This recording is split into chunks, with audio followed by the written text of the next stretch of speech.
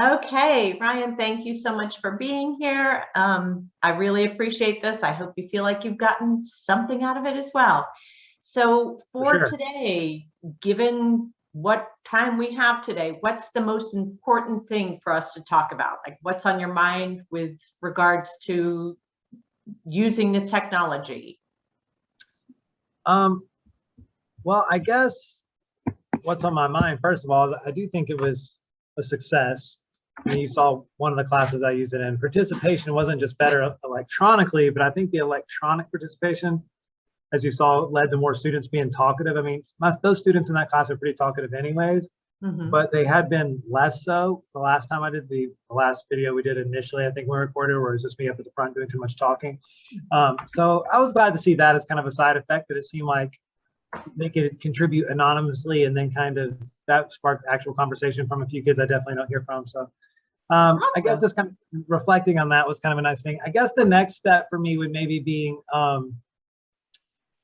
a way to maybe remediate using technology in a way that doesn't, like using technology that's more like I give it to them and hands off. And possibly I could have done that with this Nearpod, but I realized after designing it that it may not, like a lot of the value is lost when it's not, if it was being done like by one person who's absent, let's say, or out with COVID or something like that. Right. But you know, you learn, you live and you learn. But I just realized some of the questions, because they were like polls, right? If one person's doing a poll, that part Mhm. doesn't help as much, and it doesn't create it still needed some facilitating for discussion. But overall, minus that, like I said, that's something to think about for the future. I think is like, you know, Mhm. can I make something that transcends me being the guide? I mean, not that I don't want to make myself useless as a teacher, but in the day and age we live in, technology that's asynchronous, I guess, and can have the value of me being there with them to kind of clarify things, maybe something I'll think about in the future. Yeah, excellent. Well, and so you've hit on a lot of the things I was going to ask about. So you've talked about, what you see that's successful. You clearly made progress towards the goal. For sure. Anything in particular that surprised you? Yeah, again, I think what surprised me is that allowing them to be anonymous at first, again, really did lead to students who don't always talk Mm-hmm. getting into the conversation. And I will say, you know, and I kind of designed it this way. So this part didn't surprise me, but I was, I guess, happy to see that it worked as well as it did, which was one of the parts where it allowed them to use like memes and images to express themselves, not just words, which is something, you Mm-hmm. know, you can't do without technology. I mean, I can't ask them a question in class and they pull up a picture and show it to me. So it just allowed them to use some of the things they've grown up on, I guess, like, which is they're kind of a referential, alluding, meme-ish generation. So allow them to use that to intellectually express themselves, and frankly, just to engage them and get some good laughs and to learn myself. I guess that surprised me, is how much I learned from them. It made me feel quite old at times because we were going over archetypes and high school archetypes. But it surprised me, not terribly, because I've been doing this for a while, but it was a pleasant affirmation and with some surprises in it for sure. Good. Good. Well, that's good. Mhm. I guess then we have really looked at Nearpod, or we started with Nearpod as a strategy to get them engaged early on, to really get that buy-in. Do you want to revisit how you use Nearpod? Do you want to choose something new and different? What are our next steps? What would you like to see happening now? Well, something I'm creating now, and I'm going to give it to them this week actually, I didn't include it in the original Nearpod. It's just a Google form for whatever that is for technology.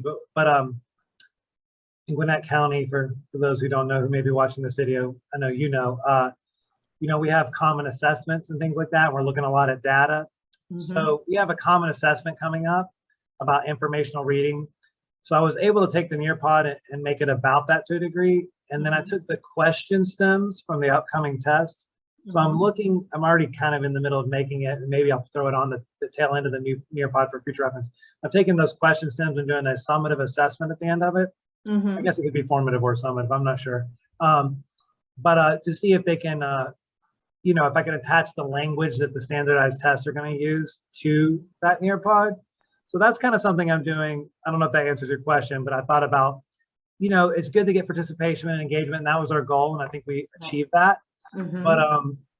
seeing if that can translate, or if, you know, hopefully does translate to that the buy-in translates to them doing better on, you know, more structured assessments.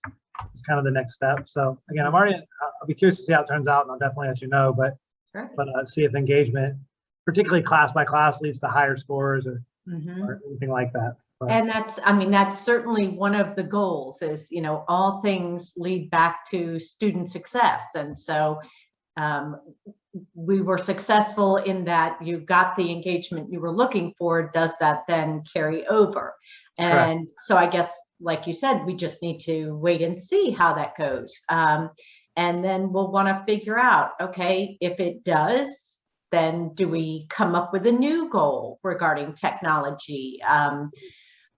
You know, the next time we meet, would we like to look at some other kinds of technology? Or basically, you know, after that, how can I help you?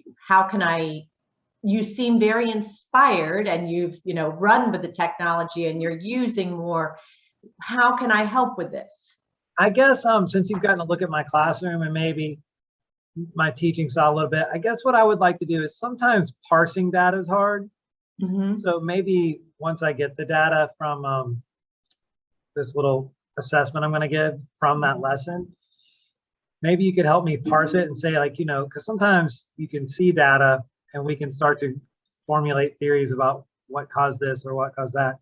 But extrapolating the meaning out of it, to me, is the difficult part that I still think we're all trying to figure out, me, Gwinnett County, and everybody else who cares about data. So, you know, I think, like, again, as far as like the spirit of learning, I think we succeeded majorly again. But in terms of if it translates well, good, maybe we can just draw a line from A to B, engagement equals them doing well. But if it doesn't go well, you know, maybe, or where it doesn't go well, I should say, because almost certainly it won't go well everywhere.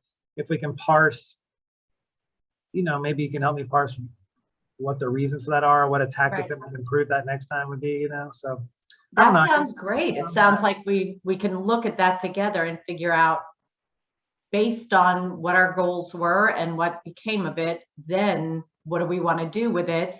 Which data indicate, you know, where we could use to work, and we can then make new goals based on that. Right. Yeah. Yeah, definitely. Like, so just basically some reflection, maybe some ways to improve the lesson, what worked, what didn't work. So things that we often do just naturally anyways, but yeah, more of that. And again, just maybe adding the data piece. Like I said, we had data in terms of polls and opinions, but then taking the assessment, the more rigorous structured part, and seeing how that translates and trying to make some sense of it.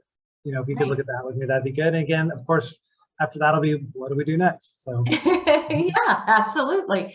Well, and I think it's worth noting for our studio audience that you and I have worked together recently on some stuff for another class, for a 12th grade language arts class, and that we're going to implement some of the technology that I use asynchronously in my classes, and do that because you just have the one class. We're going to do some of that with them. And so unbeknownst to our group, that is another thing we've worked on separately from this. Yeah, and I'm curious to see how that works because of the asynchronous nature of some of it, which again, I thought was maybe some of the problems. What I did is it was still it wasn't as teacher centric for sure, because it was like type this, do that, but it took a lot of facilitating.